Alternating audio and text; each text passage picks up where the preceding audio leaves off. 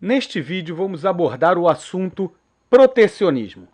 Vamos começar definindo o que é, vamos definir o que é o preço, depois vamos definir o que faz os preços mudarem, ou seja, variarem. Vamos entrar nas 5 forças de Porter para compreender como o protecionismo age nos preços. Posteriormente, vamos ver como o dinheiro é transferido da população, dos pobres e da classe média para os ricos, ajudando na concentração de renda. Vamos estudar casos brasileiros, como o da computação na década de 80 e o caso dos médicos no programa Mais Médicos. E depois, por último, vamos ver o protecionismo no mundo e como o protecionismo ajuda a aumentar a miséria. Meu nome é Ricardo Borges, sou mestre em economia com foco em finanças, analista de mercado com CNPI e professor desde 2000. Inscreva-se aqui no nosso canal do YouTube e espero que goste do vídeo. O que é protecionismo? São medidas tomadas por um país para proteger sua indústria, seus serviços e etc. Ou seja, dificultar a entrada de produtos e serviços estrangeiros no país. As medidas podem ser taxa, impostos, pode ser uma restrição de importação como a que os Correios fizeram recentemente, ou seja, cobrando uma taxa de R$15 para entrega de produtos na residência das pessoas. Isso dificulta as pessoas importarem produtos de pequeno valor. Podem ser medidas como a Associação de Médicos fizeram para dificultar a entrada de médicos cubanos no Brasil, médicos estrangeiros, para falar a verdade. Medidas sanitárias dificultando a importação de alimentos e etc. O que é preço? Preço é um valor monetário de uma mercadoria, de um serviço, de um patrimônio. Isso é preço. Ou seja, o preço do trabalho, por exemplo, se chama salário. O preço do dinheiro no tempo se chama juros. O preço do arrendamento de um bem, seja carro, seja um apartamento, se chama aluguel. O preço pago a profissionais como médicos, cabeleireiros, etc., são chamados de honorários. O que influencia na variação de preços? Nós já vimos isso no vídeo sobre inflação. Por exemplo, na variação dos juros, é a demanda pela moeda. Ou seja, se todo mundo quer tomar dinheiro emprestado, todo mundo está precisando de dinheiro, os juros aumentam. Se ninguém quer dinheiro, os juros caem. O que determina o salário de uma pessoa? É a demanda dessa pessoa ou de pessoas que possam exercer a função que essa pessoa oferece. Ou seja, se todo mundo quer esse tipo de trabalhador, o salário dele sobe. Se ninguém quer, ninguém precisa desse tipo de trabalhador, o salário cai. Nós estamos vendo então aqui sobre o preço no gráfico.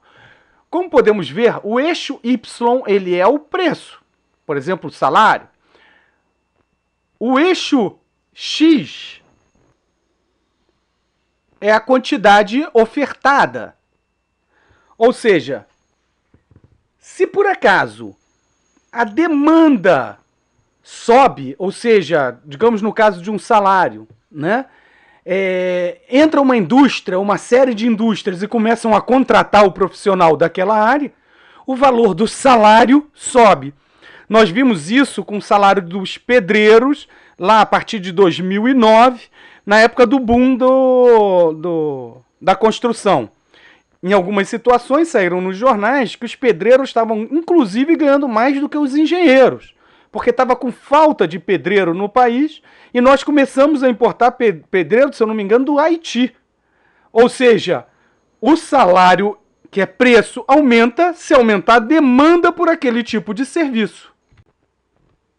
Outra forma dos preços subirem é reduzindo a oferta. Por exemplo, no caso do salário, os trabalhadores, eles podem simplesmente ir embora do país. Por exemplo, uma região no Nordeste, né, tem 10 médicos atendendo uma cidade, e aí os médicos resolvem, 9 médicos resolvem mudar de cidade. Ou seja, aquele médico que sobrou, ou 2 que sobraram, podem começar a cobrar mais caro pelo atendimento deles.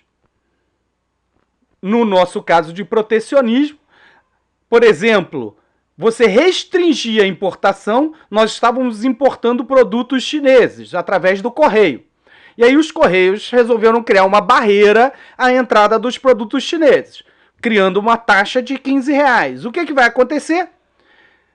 Você vai ter que comprar o produto no mercado nacional, que já é um preço mais caro. Se aumentar muito a demanda desses produtos, o que acontece? A indústria pode subir o preço desses produtos, ou seja, elevando o preço e elevando a inflação. E nós vamos ver nos próximos vídeos que isso concentra a renda, ou seja, você fica mais pobre porque tem que pagar mais caro pelos produtos e esse dinheiro vai para os empresários do setor. Vamos chamar a estratégia de marketing, que utiliza as 5 forças de Porter, para ver como funciona a rentabilidade de uma empresa e do setor. Tá ok? Para ver exatamente como influencia o protecionismo nos preços e na rentabilidade daqueles setores que estão sendo protegidos. Ou seja, ele influencia nos entrantes potenciais, que seria a importação. Quando ele elimina a possibilidade de importação, ele aumenta a rentabilidade das empresas, porque diminui a competição. E quem sofre, obviamente, é o comprador, que vai ter que pagar mais caro.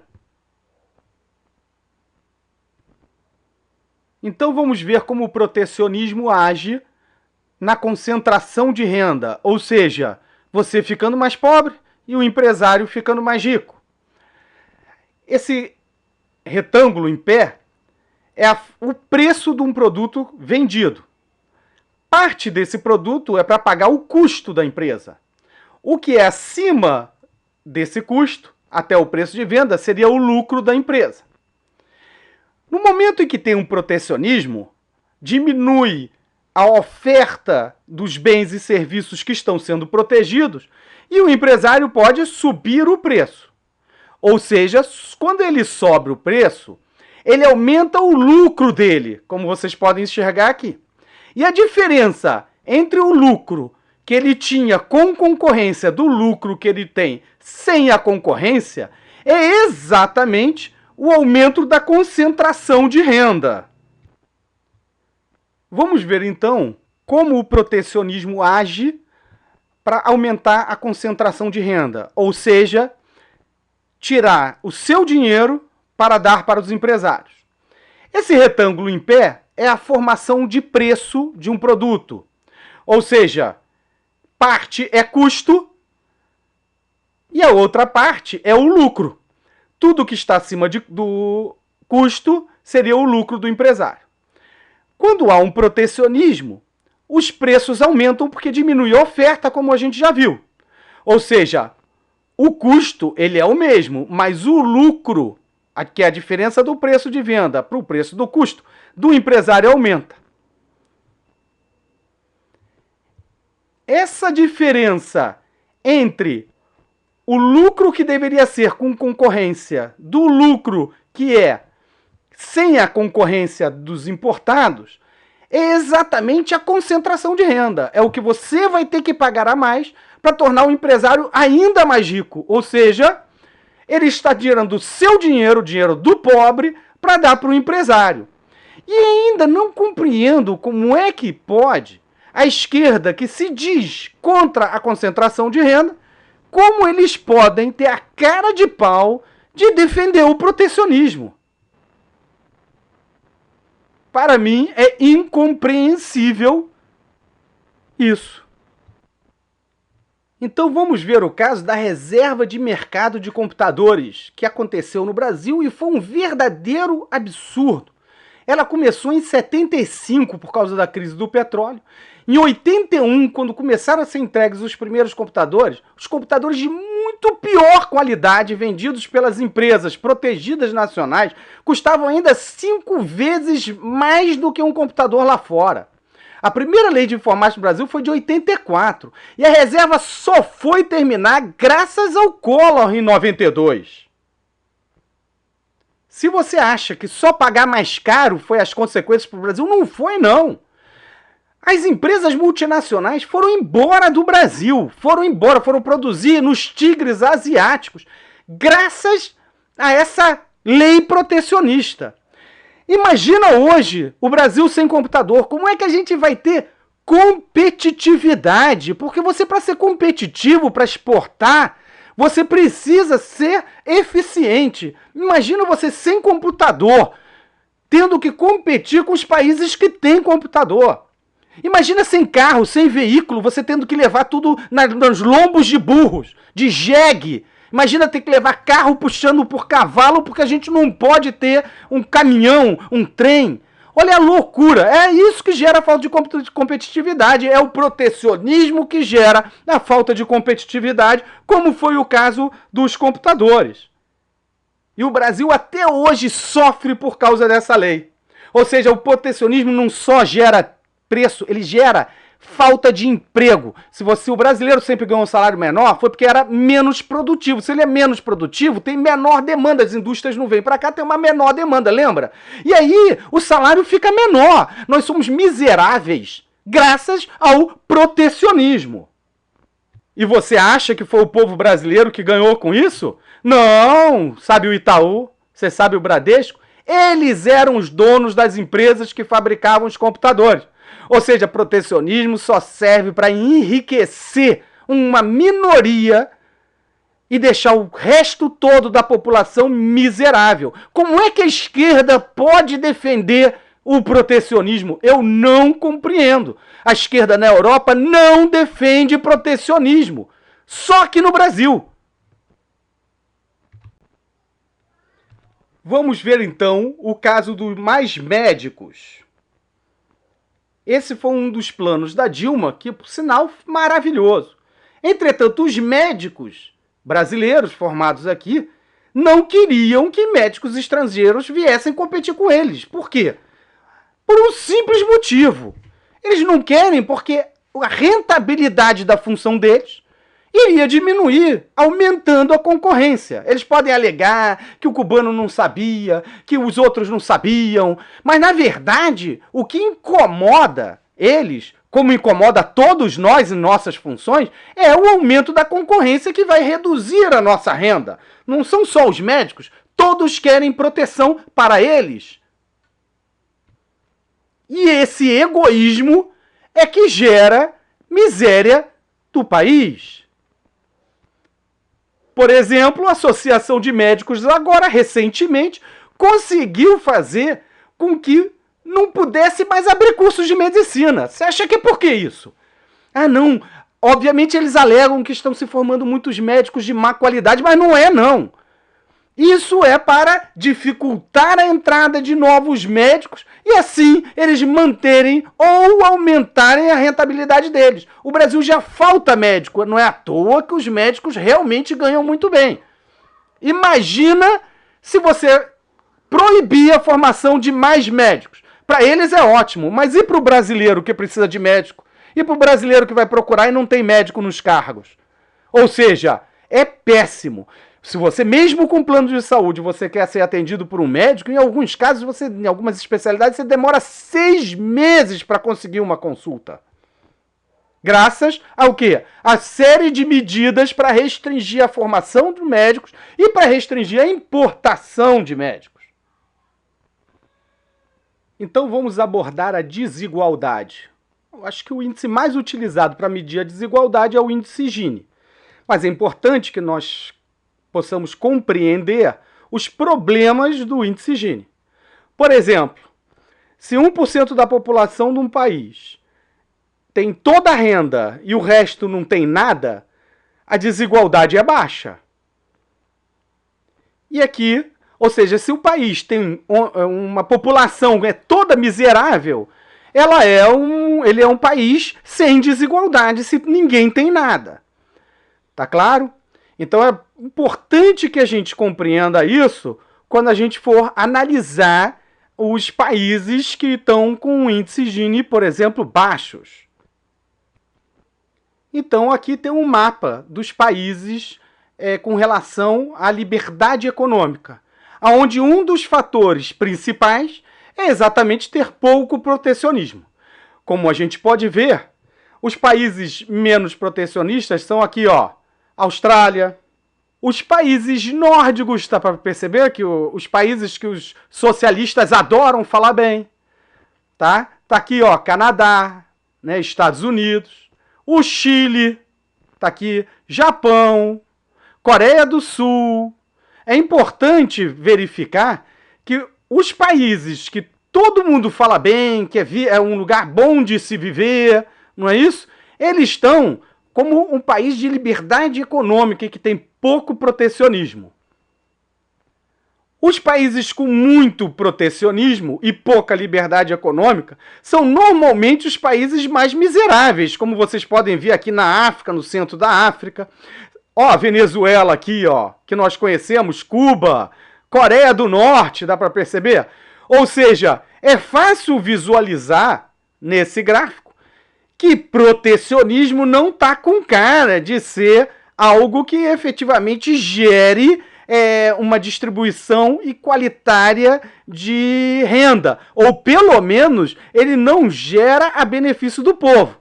Ou seja, o protecionismo ele gera miséria, ele pode até ter um índice Gini bom, mas ele vai ter um índice Gini bom porque todo mundo é miserável. Vamos ver então o gráfico do índice Gini? Aqui, ó.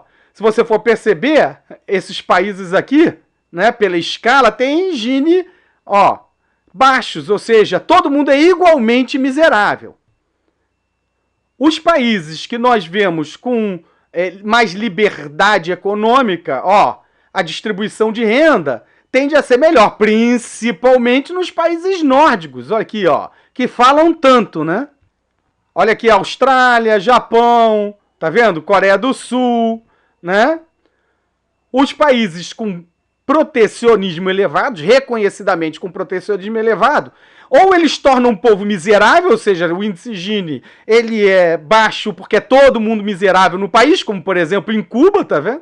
E aqui, ó, nos países do centro da África, ou ele faz o quê? Uma concentração de renda radical, como a gente vê aqui, ó, no caso brasileiro, venezuelano e etc, tá? Então o legal é ficar fazendo assim, ó, com gráfico, para ficar fazendo a comparação. Depois pesquisem, eu estou deixando aí o endereço não só no slide, como eu vou deixar na parte de comentário do YouTube, para vocês fazerem essa análise. Obviamente não é só liberdade econômica, ou seja, pouco protecionismo, não é o único fator que influencia numa boa distribuição de renda de um país. Tá claro? Entretanto, é sim um dos principais fatores que geram essa influência, como nós vimos nos slides anteriores. Outro fator importante a observar aqui, no caso da Venezuela, é que daqui a pouquinho o índice Gini da Venezuela, se for medir de novo, deve vir para esses valores, porque está todo mundo ficando miserável na Venezuela. Então, índice Gini baixo, como eu falei, não necessariamente é bom para a população do país. Mesmo com governos de esquerda controlando o país, a economia do país, desde a saída do Collor, nós temos a maior concentração de renda do mundo entre os 1% mais ricos. Ou seja, 30% da renda do Brasil está na mão de 1% dos mais ricos. Por quê? Por causa do protecionismo. E a Europa é a região que tem menor concentração de renda. Por quê? Porque lá tem mais liberdade econômica. E não é só isso. O dinheiro que o governo arrecada com impostos é investido em saúde, educação e segurança. Ele não é investido em juros elevados para enriquecer o mercado financeiro e os especuladores, não é investido em estatais, não é investido em subsídios. O dinheiro ele é investido em educação, saúde e segurança para a população. E só assim você pode aumentar a produtividade do trabalhador, ser competitivo e aumentar a distribuição de renda. Por que a concentração de renda é tão elevada no Brasil? Você quer saber? Simples. Primeiro, protecionismo. O protecionismo no Brasil sempre foi muito elevado, inclusive nos governos de esquerda. O Brasil pagou durante décadas o maior juros real do mundo. O Brasil adora dar subsídios para empresários, inclusive no governo de esquerda do PT, que tem a política reconhecida das campeãs nacionais, ou seja, dos compadres.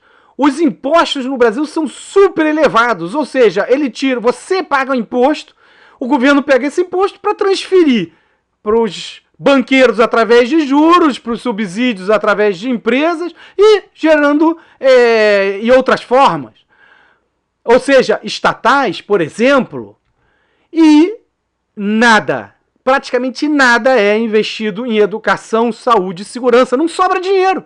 Tem que ter estatal, não é isso? Tem que dar subsídios, tem que pagar juros elevados, aumentando concentração de renda, e para a população, nada. É por isso que a concentração de renda no Brasil é tão elevado. O governo brasileiro, ele é o Robin Hood ao contrário. Ele tira dinheiro do pobre, do povo brasileiro, para dar para os ricos. Vimos nesse vídeo o que é protecionismo, como os preços são afetados pelo protecionismo, como a transferência de renda sua para os ricos, aumentando a concentração de renda no país. E no caso dos computadores, por exemplo, nós vimos como é que o país perde competitividade devido ao protecionismo, e assim faz com que as empresas que estão no país vão embora e nenhuma venha, provocando desemprego e miséria. E depois vimos o protecionismo no mundo, comparando os países mais abertos com relação à qualidade de vida da população. Espero que tenham gostado. Se gostaram, não esqueçam de demonstrar isso. E se vocês realmente acham essa informação relevante, espalhe, né? Mostre para todos nas mídias sociais. Inscreva-se no nosso canal para continuar avisado sobre os próximos lançamentos de vídeos sobre economia, finanças pessoais e investimentos. Obrigado.